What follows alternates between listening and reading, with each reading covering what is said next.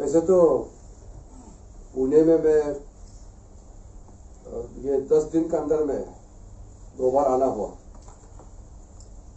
और 3 दिन पहले मैं नागपुर में थे और उससे पहले मैं मुंबई में था। तो महाराष्ट्र के अंदर में मैं लगातार दौरा करने का एक मुख्य कारण है। तो आज इस पत्रकार वार्ता में मैं आपको संक्षेप में बताना चाहता हूँ। महाराष्ट्र वीरों का भूमि है, क्रांतिकारियों का भूमि है। यहाँ महान समाज सुधारक महाराष्ट्र में अनेक पैदा हुए हैं, जिससे पूरा देश को प्रेरणा मिलता है। लेकिन फिर भी आज का राजनीतिक माहौल में काफी महाराष्ट्र को बदनाम किया और महाराष्ट्र के आम लोगों को गुमराह किया और गुमराह करने का और भी कोशिश कर रहे हैं। इसलिए हम यहाँ आए हैं। मेरे पास पार्लियामेंट्री अफेयर्स मिनिस्ट्री का भी इंचार्ज है, तो साथ साथ में अल्पसंख्यक मंत्रालय का भी मैं मंत्री हूँ, संसदीय कार्य मंत्री भी और अल्पसंख्यक कार्य मंत्री भी हूँ। तो प्रमुख रूप से मैं माइनॉरिटी अफेयर्स मंत्री होने के नाते बहुत चीज मुझे क्लियर करना था। तो महाराष्ट्र में मैं इसलिए थोड़ा सा फोकस कर रहा हूँ कि कांग्रेस के जमाने में हमारा पूरा मंत्रालय का इमेज बहुत खराब करके रखा हुआ था। मिनिस्ट्री ऑफ माइनॉरिटी अफेयर्स को मुस्लिम अफेयर्स मिनिस्ट्री का चेहरा इंप्रेशन बना के रखा था। तो उसको मैं पहला दूर करना चाहता हूं। मैं ये कहना चाहता हूं कि हमारा माइनॉरिटी अफेयर्स मिनिस्ट्री मुस्लिम्स के लिए भी काम करते हैं, बुद्धिस्ट के लिए भी काम करते हैं, जैन के लिए, सिखों के लिए, पारसी के लिए। 6 माइनॉरिटी है, 6 माइनॉरिटी को बराबर हम लोग देख रहे हैं। और महाराष्ट्र में बौद्ध का प्रतिशत देश में सबसे ज्यादा है। इसलिए महाराष्ट्र में मैं अपने कार्यकाल का शुरू में ही मैं साफ करना चाहता हूं। मैं जम्मू कश्मीर गए, लद्दाख गए और कई जगह में भी जाकर के ये गलत इंप्रेशन को साफ करने का काम किया है। तो महाराष्ट्र में मुझे लगता है अब मुंबई से लेकर के नागपुर पूरा मराठवाड़ा हो, विदर्भ हो, वेस्टर्न महाराष्ट्र हो या कोस्टल कोंकण साइड में हर जगह अभी ये इंप्रेशन साफ हो रहा है। तो मैं कल औरंगाबाद भी जा रहा हूँ, सिल्लोड भी जा रहा हूँ। यहाँ के महाराष्ट्र के अल्पसंख्यक मंत्री अब्दुल सत्तार भी मेरे साथ में रहेंगे। तो ये माइनॉरिटी अफेयर्स को मुस्लिम अफेयर्स बनाने का कांग्रेस पार्टी का मुख्य कारण था। कांग्रेस पार्टी मुस्लिम्स को वोट बैंक के नजर से देखते थे, इसलिए ऐसा काम किया। तो ये वोट बैंक पॉलिटिक्स को साफ करना बहुत जरूरी है। दूसरा, हमारे यहाँ और बहुत माइनॉरिटीज है महाराष्ट्र में, उनको भरोसा दिलाने के लिए मैं आया हूं कि आपके लिए काम करने के लिए भारत सरकार पूरा जोर से अभी लगा हुआ है। प्रधानमंत्री मोदी जी ने सबका साथ सबका विकास नारा लगाया। उस मिशन को पूरा करने के लिए, पूरा माइनॉरिटी तक पहुंचाने के लिए मैं जिम्मेदारी के साथ काम कर रहा हूं। तो ये बहुत बड़ा जिम्मेदारी मेरे कंधों पे दिया है प्रधानमंत्री जी ने। 6 माइनॉरिटी कम्युनिटीज को हम एक साथ यूनाइटेडली साथ में रख करके काम करेंगे और उनको ये बताएंगे कि जो नैरेटिव्स फैलाते हैं राहुल गांधी और कुछ लोग कि भारत में माइनॉरिटी सेफ नहीं है, इस दुष्प्रचार को भी हमको साफ करना है। श्री राहुल गांधी और उसके गैंग मेंबर्स जितने भी लोग विदेश जाते हैं, एक ही चीज दोहराते रहते हैं कि भारत में लोकतंत्र खत्म हो गया है, माइनॉरिटीज लोग भारत में जी नहीं सकता है, बोलने का आजादी नहीं है। ये किस लेवल का पॉलिटिक्स खेल रहा है आप लोग सब देख रहे हैं। आपने कभी सुना है कि कोई देश का नेता विदेश में जाकर के अपने देश के बारे में गाली देता है, अपने देश को बदनाम करता है, ऐसा कोई नेता देखा है? 10 साल पब्लिक ने रिजेक्ट कर दिया, तब इंडिया को ही बदनाम करने के लिए विदेश में जाकर के भारत विरोधी ताकतों के साथ भारत को गाली देने का काम कर रहे हैं। अभी अभी अमेरिका में जाकर के फिर राहुल गांधी ने देश के विरोधियों के साथ मिलकर के हमारे देश को गाली दिया, और उन्होंने वहां गलती से सच्चाई बात निकल गया, आगे पागलों की तरह उसको कैसे कवर अप करना है घूम रहे हैं। वो बोला है कि जल्दी आरक्षण खत्म कर देंगे हमारे देश में, और फिर आरोप लगाते हैं। तो काफी दुष्ट प्रचार हुआ है। तो डेवलपमेंट का काम तो हमारा फोकस है, लेकिन जो नैरेटिव्स, गलत नैरेटिव्स जा रहे हैं, उसको दूर करना बहुत जरूरी है। तो हमारे यहाँ जो छोटे छोटे माइनॉरिटीज हैं, बुद्ध धर्म के अलावा भी काफी, और यहाँ पे जैन भी है, मुस्लिम तो है ही, ईसाई है, सबको मैं बोलना चाहता हूं। अभी मुंबई में जाकर के पारसी कम्युनिटी के साथ में भी मेरा वार्तालाप हुआ, और मुंबई में मुस्लिम में भी जो माइनॉरिटी है, जैसे बोहरास है, आगा कानीस है, दाऊदीस है, हमारे मुस्लिम के अंदर में जो छोटे छोटे बहुत है, उनको भी हम बताना चाहते हैं कि हम सबको साथ में लेकर के चलेंगे। तो आज पुणे महाराष्ट्र का बहुत एक महत्वपूर्ण शहर है, और पुणे हमारे देश का बहुत बड़ा एजुकेशन हब भी है, इंडस्ट्रियल सेंटर भी है।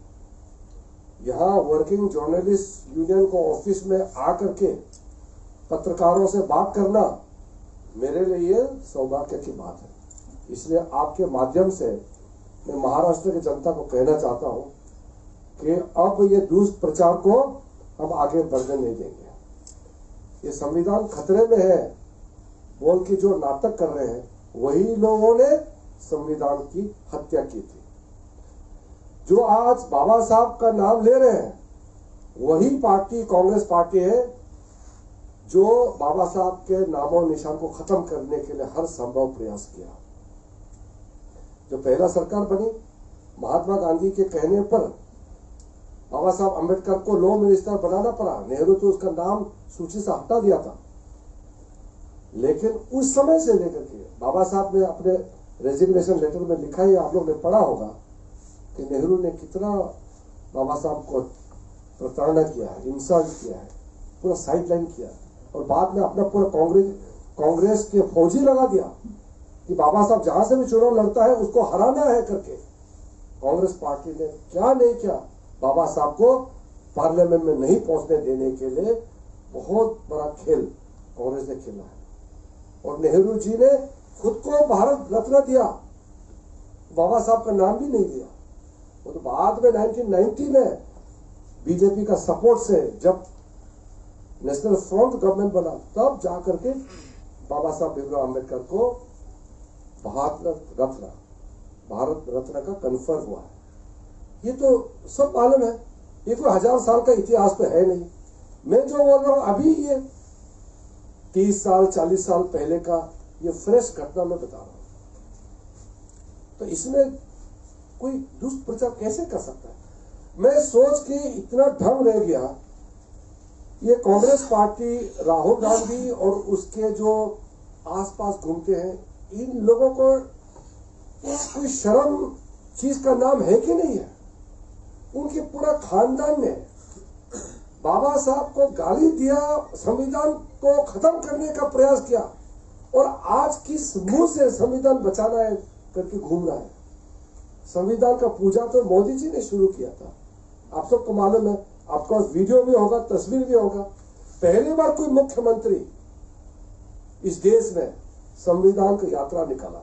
मोदी जी मुख्यमंत्री बनते ही पूरे गुजरात में संविधान यात्रा निकाला, ताकि संविधान का मैसेज लोगों तक पहुंचा सके। फिर 2015 में संविधान दिवस 26 नवंबर को घोषणा करके तब से संविधान दिवस इस देश में मनाया जा रहा है। और इस साल बहुत बड़ा अभियान हम लोग चलाने वाले हैं। 75 साल पूरा होने पर हम लोगों को बहुत भव्य कार्यक्रम करना है, और ये संविधान के दुश्मन कांग्रेस पार्टी को हम सबक सिखाएंगे कि कांग्रेस पार्टी और उसके जितने भी साथी हैं वो संविधान को आज हाथ में पकड़ रहे हैं। उन्हीं लोगों ने संविधान का हत्या किया था, उन्हीं लोगों ने लोकतंत्र का हत्या किया था। हमको तो मालूम है, मैं इस देश का लॉ मिनिस्टर भी था। 4 सुप्रीम कोर्ट को जज को हटा करके जूनियर एक को चीफ जस्टिस ऑफ इंडिया बनाया। ये सब तो हमारे आंखों के सामने में हुए हैं। ऐसा नहीं है कि हम उसमें पैदा नहीं हुए। इमरजेंसी लागू किया, हम लोग तो सब उसमें तो बड़े हो गए थे, सबने देखा है। इसमें भी आप जितने बैठे हैं, इसमें ज्यादातर लोग तो इमरजेंसी के समय में पैदा हो चुके हैं। तो लोकतंत्र का हत्या किसने किया है? बाबा साहब अंबेडकर को जो इंसल्ट किया, तो सब लिखा है बाबा साहब का किताब में, खुद लिखा वाला पढ़िए। क्या नहीं किया नेहरू ने। आज किस मुंह से ये कांग्रेस पार्टी संविधान और बाबा साहब का नाम लेते हैं, मुझे तो समझ में नहीं आता है। तो मैं एक माइनॉरिटी कम्युनिटी से आकर के बाबा साहब अंबेडकर के बाद इतने साल बाद में मुझे इस देश का कायदा मंत्री, लॉ मिनिस्टर बनाया। तो मैं अपने आप को बहुत खुश नसीब समझता हूं कि जिस कुर्सी में बाबा साहब अंबेडकर बैठा, उसी कुर्सी में मुझे बैठने का मौका मिला। फिर बाबा साहब के रास्ते में चलने का और काम करने का मुझे अवसर प्राप्त हुआ। तो ये जो है ब्रॉडली मेरा जो विजिट का थीम ये है कि जो गलत नैरेटिव है उसको सेट करना और सारे समुदाय को एक साथ में, एक भारत श्रेष्ठ भारत, सबका साथ सबका विकास, यही मोदी जी का मंत्र है। यही स्पिरिट है जिससे भारत को आगे लेकर के विकसित भारत बनना है। 2047 में इस देश को एक संपन्न डेवलप कंट्री बनाना है। आप लोग तो पत्रकार लोग हैं, इसमें कोई इकोनॉमिक्स अफेयर्स पे रिपोर्टिंग करते होंगे। आपने कभी सोचा है कि 75 साल हो गए हैं आजादी प्राप्त हुए और आने वाला हमारा हाथ में कुछ साल बाकी है 100 साल होने में। तो आने वाले जो हमारे पास लक्ष्य है विकसित भारत बनाने के लिए बहुत कुछ हम लोग काम कर रहे हैं। तो उसको डीरेल करने के लिए कई देश विरोधी ताकतें काम कर रहे हैं, उसको भी हम लोग निपटना है। इसलिए मैं स्पेसिफिक विषय को अभी ज्यादा नहीं रहूंगा। लास्ट में एक बात कह करके मैं अपना बात समाप्त करूंगा। हम लोग महाराष्ट्र के अंदर में हर एक जिले में संविधान भवन बनाने का फैसला किया है। हर एक जिले में ऐसा एक फैसिलिटी क्रिएट करेंगे जिसमें लोग आकर के, खासकर जो हमारे अल्पसंख्यक समुदाय के लोग बनाएंगे तो उसके नाम से, मगर इस्तेमाल तो सब करेंगे। तो हमने महाराष्ट्र के सरकार, मुख्यमंत्री, उप मुख्यमंत्री से बात करके ये प्लान हम लोग आगे बढ़ रहे हैं और मेरे मंत्रालय में सारा तैयारी हो रहे हैं। इसका कुछ राशि हम अपने मंत्रालय से देंगे और बाकी राज्य सरकार उसका अपना राशि देंगे। और बाकी जो फैसिलिटी सेंटर है हम लोग यहाँ बाबा साहब के नाम से जो यहाँ इम्पोर्टेंट जगह है महाराष्ट्र में, उसका भी हम लोग विकसित करेंगे। और विशेष करके जैसे मैंने कहा कि यहाँ महाराष्ट्र में बुद्ध समुदाय जो नव बौद्ध है उसका संख्या ज्यादा है। तो नव बौद्ध के लिए जितना भी यहाँ बौद्ध विहार है और हमारे जितना यहाँ भिक्षुगण है उनका संगठन है, उनके लिए भी हमने स्पेशल मदद देने का फैसला किया। हम सबको देंगे, लेकिन विशेष हम ये बात इसलिए बता रहे हैं कि पहले बहुत नेग्लेक्ट किया गया था। आज महान क्रांतिकारी लाहौजी सावली का वहां में हम लोग ने जो जाकर के देखा तो ये देवेंद्र फडणवीस जी और हमारा महाराष्ट्र सरकार के मुख्यमंत्री एकनाथ शिंदे जी सबका योगदान है। तो क्रांतिकारी लाहू जी का स्मारक जो बन रहा है ये देख करके मुझे बहुत अच्छा लगा। और ऐसा ही महान क्रांतिकारियों का स्थल का मैं जहां जाता हूँ, दर्शन करता हूँ, पूजा करता हूँ, उससे प्रेरणा मिलता है। तो कोई विशेष पूछना है तो पूछ लीजिए, नहीं तो हम आगे प्रस्थान करते हैं। आपने बताया कि अल्पसंख्यक को जो दलित समुदाय है, बौद्ध समुदाय, उनको मिसगाइड करने का प्रयास कांग्रेस ने किया है। अभी लोकसभा चुनाव में भाजपा को बहुत बड़ा झटका अल्पसंख्यक समाज से और दलितों से भी वोट मिला भाजपा को, इसलिए बहुत जगह पे भाजपा का फरार वो भी हुआ। तो अभी आप क्या इससे आप डैमेज कंट्रोल आप कैसा करने वाले हो विधानसभा के पास? देखिए, मैं तो बहुत सीधा सीधा बात करने वाला इंसान हूँ। दूसरा को तो हम ज्यादा नहीं बोल सकते, लेकिन अपनों को तो मैं तो बोलने वाला हूँ। मैं बाकी महाराष्ट्र में जितना भी जगह में गए हैं, मैंने अभी सबसे बात किया है, वो पूरा समझ गए हैं। वो बीच में भटक गए थे कुछ लोग। ये कांग्रेस ने जो अभी मैंने बोला ना, दुष्प्रचार किया कि मोदी जी को वोट देंगे तो संविधान बदल देंगे। संविधान के दुश्मनों ने जो दुष्प्रचार किया वो अभी मालूम हो गया, हमारे लोग जान चुके हैं अभी। और जो कुछ बाकी है उसको भी हम अभी समझाने वाले हैं, ये कहीं नहीं जाएंगे। और हम महाराष्ट्र में जब आया, मैं खुद अपने आंखों से देख रहा हूं कि जो बहकावे में कुछ लोग गलती काम किए हैं, अब सुधर जाएंगे। अब कांग्रेस को ये उम्मीद नहीं करना है कि बार बार झूठ बोल करके गुमराह कर सकते हैं। एक बार गुमराह किया दोबारा होने वाला नहीं है। सर, महाराष्ट्र में रिजर्वेशन का मुद्दा बड़े जोर शोर से चल रहा है। अभी शरद पवार जी जो अपोजिशन के लीडर है, उन्होंने मांग की है कि रिजर्वेशन का जो कोटा है वो 75% तक आगे बढ़ाया जाए। तो आप खुद लॉ मिनिस्टर रह चुके हैं, तो आप इस मांग को किस तरीके से देखते हैं? कोई भी चीज सोच समझ करके और उसका तथ्य के साथ बात करना चाहिए।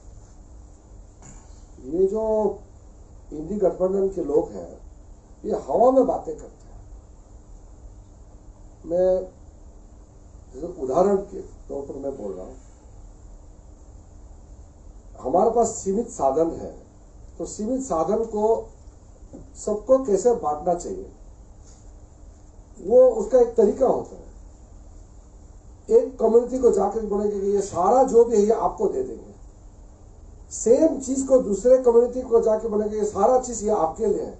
एक चीज को कितना बांटेंगे? 100% में किसको कितना देना है वो तो लिमिटेशन है। उसमें आप बोल देंगे 80% इसको देंगे, 80% उसको देंगे, 80%, तो 100 में से वो 1000 का संख्या लेके बांटेंगे तो प्रतिशत में आता है क्या? 80% अगर एक को रिजर्वेशन देंगे और दूसरा को भी बोलेंगे कि तुमको भी 80% देंगे, तो इस तरह का फजूल बातें करके ये कोई मजाक नहीं करना चाहिए देश की जनता के साथ। इस तरह का हल्के फुल्के बातें करके चुनाव नहीं लड़ना चाहिए। ये बीमारी है, ये ऐसे चीज कोई बांटने का चीज नहीं है। गंभीरता से सोच के बाबा साहब अम्बेडकर ने जो रचना किया, संविधान जो प्रावधान किया है, उसका रक्षा करने के लिए और उसको आगे बढ़ाने के लिए हम लोग सब समर्पित है। इसको मजाक से कुछ वोट प्राप्त करने के लिए मजाक से हल्के फुल्के में ऐसे बात करेंगे, ये तो ठीक नहीं है। सर, आपकी भाजपा की मातृ संस्था जो है राष्ट्रीय स्वयंसेवक संघ, वो अभी हिंदुत्व का एजेंडा लेके लोगों के पास जा रही है कि जो हिंदुत्व जो उम्मीदवार होगा वो हिंदुत्व आइडियोलॉजी जो अपनाएगा उसी को ही वोट दीजिए। ऐसा कैंपेन खुद ही राष्ट्रीय स्वयंसेवक संघ चला रहा है। और आप तो अल्पसंख्यक मंत्री है, तो अल्पसंख्यकों के वोट बैंक आपके पास खींचने के लिए आपको नया स्ट्रेटेजी आपके मातृ संस्था के साथ कैसे करेंगे आप? देखिए, ये जो आइडियोलॉजिकल इशू है ये बहुत डीप में जाएगा, तो बात करने में बहुत समय लग जाएगा। जो हिंदुत्व का विषय है ना, आप लोग बहुत लोग जानते हैं हिंदुत्व का क्या मतलब है, क्या मायने रखता है। अब इस चीज को हम यहाँ व्याख्या करेंगे तो इतना लंबा होगा, इसलिए उसको मैं अवॉइड करूंगा। क्योंकि हमारा लक्ष्य बहुत साफ है, सबका साथ सबका विकास, सबको लेके चलना। जो जिस तरीके से बोलते हैं वो उसी से आप पूछना चाहिए। लेकिन हमारा मोदी जी का मंत्र तो एक है, सबका साथ सबका विकास और एक भारत श्रेष्ठ भारत। हम यूनाइटेडली रहेंगे तो देश मजबूत होगा। इसी संदेश के साथ हम जा रहे हैं।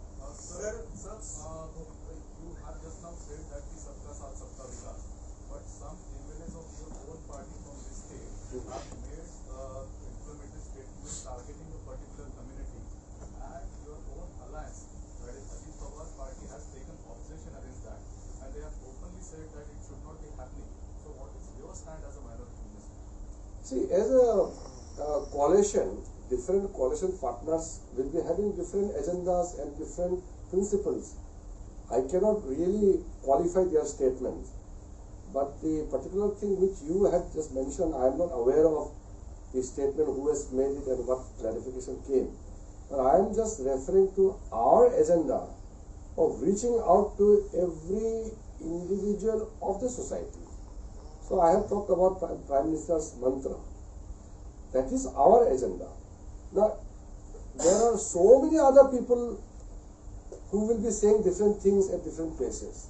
It's very difficult to justify, as well as in a democratic setup. It's very difficult to keep track of everything because we are such a large country. But if anything is said by my party president or any of the senior ministers, then I will take cognizance of that. But in the process of many events and conducts done by our party leaders down the ground, it's very difficult to observe. But our line and our agenda is what I have said. We are not going to discriminate against any community, but one must be committed to the national interest. And one point I've told Muslims also, why you have become vote bank of Congress party and Congress supported parties. We are working for every community. Prime Minister Modi ji's schemes are benefiting Muslims also, same as other communities. Then why Muslims should become vote bank of the Congress party? This is damaging not for the nation alone, it is damaging for the Muslims also, to become a vote bank of a political party and their allies. Sir, आपने जो बात की है कि जो अल्पसंख्यक मंत्रालय है वो सिर्फ मुस्लिम मंत्रालय है ऐसा दिखाने की कोशिश कांग्रेस ने की है, लेकिन ये जो गलती हुई है इसको सुधारने में 10 साल लेट हुआ है मोदी सरकार की तरफ से, ऐसा कुछ लेट नहीं हुआ, हमने शुरू काफी पहले कर दिया था। जैसे कि कांग्रेस के समय में ये नियम था, कांग्रेस ने ये नियम बनाया था कि नेशनल कमीशन फॉर माइनॉरिटीज का अध्यक्ष सिर्फ मुस्लिम ही हो सकता है। अब सोचिए ऐसे कैसे कर सकते थे? ये तो मुझे कहने से पहले आप लोग पत्रकार जम के बरस जाना चाहिए था। कांग्रेस पार्टी सब बराबर है। माइनॉरिटी मिनिस्ट्री में 6 समुदाय आते हैं, 6 कम्युनिटी, लेकिन ऐसा क्यों किया कांग्रेस ने कि मुस्लिम को ही अध्यक्ष बनाना है? तो हमने चेंज किया। अभी एक सिख इकबाल सिंह लालपुरा जी अभी माइनॉरिटी कमीशन का अध्यक्ष है। तो कोई भी बन सकता है माइनॉरिटी कमीशन का 6 माइनॉरिटीज का अंदर में। इसलिए ये सब अभी शुरू नहीं हुआ, ये तो मोदी जी ने 8 साल पहले कर दिया था। ऐसा ही अभी हम पारसी लोग को मिल के आए, 52,000 लगभग पॉपुलेशन है पारसी। वो तो बेचारे एक एमएलए बनाने का भी उनके पास नंबर नहीं है। अगर हम वोट बैंक और राजनीति सोचते हैं तो हम पारसी के लिए इतना समय क्यों देते? ये वोट बैंक का सवाल नहीं है, हमको सब तक पहुंचना है, इसलिए हमने ये किया। आप 8 साल से अल्पसंख्यक के लिए काम कर रहे हो, ऐसा आपने बताया। फिर 2024 के लोकसभा इलेक्शन में मुस्लिम समुदाय और बौद्ध समुदाय बीजेपी से दूर क्यों गया? वही तो मैं कह रहा हूँ कि ये कांग्रेस ने झूठा प्रचार करके उनको गुमराह किया, तो उसको सीधा करना हमारी जिम्मेदारी है ना। आपके काम को उनका झूठा प्रचार हल हो गया? हाँ बिल्कुल, इसलिए तो हम क्यों बेवकूफ बन गए, यही तो मैं नाराज कर रहा हूँ अपने लोगों से। हम क्यों बेवकूफ बने? हम इतना बेवकूफ नहीं बनना चाहिए कि ये जो दुष्प्रचार में हम सब बह गए, ऐसा नहीं होना चाहिए। पार्टी की ओर से मुस्लिम कैंडिडेट लोकसभा में दिए गए नहीं। अभी आप 6 कम्युनिटी बता रहे हो, अगला मिनिस्टर ये होगा कि आपका मुस्लिम होगा क्या? अभी सबका एक टर्म हो चुका है। ऐसा नहीं, देखिए वोट देंगे तो कैंडिडेट भी होगा, ये एक तरफा नहीं है राजनीति। अच्छा, मुस्लिम ने वोट दिए तो ही कैंडिडेट होगा? आप वोट नहीं देंगे तो हम कैसे जीतेंगे? आप बताइए। हम छीन के तो वोट नहीं ले सकते हैं ना। हमको वोट देंगे तो हमारा पास एमपी भी होगा, मंत्री भी बनेंगे। जो वोट नहीं देंगे तो हम कैसे बनाएंगे? आप बताइए। इसीलिए अभी नेशनल कमीशन माइनॉरिटीज का चेयरमैन तो एक सिख है, और माइनॉरिटी अफेयर्स का मंत्रालय को कौन दे रहा है? एक बौद्ध दे रहा हूं। तो ये असली चेंजेस कैसे आया? अब हमारे पास में और अल्पसंख्यक लोगों से भी और सपोर्ट आएंगे, सबको मौका मिलेगा। तो वक्फ बोर्ड का जो बिल बनाया गया है उसपे बहुत सारी रिकॉर्ड नंबर में रिकमेंडेशंस आई है, तो उसके आगे का प्रोसेस क्या रहेगा? देखिए, ये तो संसार में है और पूरा लोकतंत्र के इतिहास में है। ज्वाइंट पार्लियामेंट्री कमेटी में 1 करोड़ से ज्यादा पिटिशंस आना, रिप्रेजेंटेशन आना, ये अपने आप में विचित्र भी है। वरना आप सोचे 1 करोड़ मामूली है कि 1 करोड़ 20 लाख से ज्यादा ऑलरेडी पत्र आ चुके हैं, जो रिप्रेजेंटेशन है जेपीसी में आ चुके हैं। हमने जब जेपीसी कॉन्स्टिट्यूट किया तब टर्म्स एंड कंडीशन लगाया कि विंटर सेशन, मतलब अगले सेशन जो होंगे उसका पहला सप्ताह का आखिरी दिन से पहले ज्वाइंट पार्लियामेंट्री कमेटी का रिपोर्ट संसद में पेश होगा। जब पेश होगा तो हमारे पास आएंगे, हम लोग फिर उसको देखेंगे कि उसमें रिकमेंडेशंस कितना मानने लायक है, कितना नहीं मानने लायक है, क्या है, वो विषय तो बाद में करेंगे। लेकिन हमने बहुत सोच समझ करके वक्फ अमेंडमेंट बिल लाया ताकि इस देश में जो भी कानून हमारा देश में है बराबर होना चाहिए, सबके लिए बराबर होना चाहिए। इस बिल को लेकर भी गुमराह किया जा रहा है? इस बिल को लेकर भी गुमराह किया जा रहा है, आपको लग रहा है? वो तो मैंने पिछली बार जब मुंबई में आए थे मैंने बताया हुआ है कि वक्फ बिल का अमेंडमेंट का बिल जो है हमने जेपीसी को भेजा। अब जेपीसी में जो भी अपना बात रखना चाहते हैं वो रख सकते हैं, लेकिन वो ढोल बजा करके माइक लगा के लाउड स्पीकर लगा के सबको गुमराह कर रहे हैं कि सरकार जो है मुसलमानों का जमीन छीनने जा रहे हैं, मुसलमानों को मस्जिद तोड़ देंगे, मुसलमानों को कब्रिस्तान को छीन लेंगे। इस तरह का कौन झूठा प्रचार कर रहे हैं? भारत के विरोधी जितने भी लोग हैं विदेश में भी और देश के अंदर में भी, ये लाउड स्पीकर बजा करके घूमने का क्या जरूरत था बताइए? कहां लिखा है मुसलमानों को जमीन छीनेंगे? ये संविधान में लिखा हुआ है कि कोई भी कानून का संशोधन कर सकते हैं। क्या मैं पार्लियामेंट्री अफेयर्स मंत्री के रूप में या मैं अल्पसंख्यक मंत्रालय का एक प्रमुख होने के नाते मैं अपना मर्जी से काम कर सकता है क्या? जो संविधान में लिखा है वही काम करेंगे। और वक्त अमेंडमेंट बिल तो कितने बार संशोधन हो चुके हैं, 1954 के बाद अनेक संशोधन हो चुके हैं। मैंने पार्लियामेंट का जो मेरा इंट्रोडक्टरी स्पीच था उसमें मैंने इसका जिक्र किया। अब जब फाइनल जब बिल पास होगा तब आप मेरा भाषण को सुन लीजिए, मैं डिटेल में फिर पार्लियामेंट में बोलने वाला हूं। लेकिन अभी क्योंकि जेपीसी को दे दिया है इसलिए हम इसका तथ्यों पर अभी नहीं जा रहे हैं। लेकिन इस तरह का झूठा प्रचार करना तो आप लोगों ने देखा होगा वीडियो, हजारों लोग माइक लेकर के घूम रहे हैं और बोल रहे हैं कि सरकार मुसलमानों का जमीन छीनने जा रहा है वक्फ बोर्ड अमेंडमेंट के माध्यम से। इतना आंखों देखा सारे चीज झूठ बोल रहे हैं और भी कांग्रेस पार्टी उसको समर्थन कर रहे हैं और वो बिल का विरोध कर रहे हैं। मेरे पास कितने हजारों संख्या में गरीब मुसलमान लोग आए और मुझे शाबाशी दिया है, बोला कि बहुत अच्छा काम किया है साहब, इस बिल को पारित करना है, तब जाकर के गरीब मुसलमानों को न्याय मिलेगा।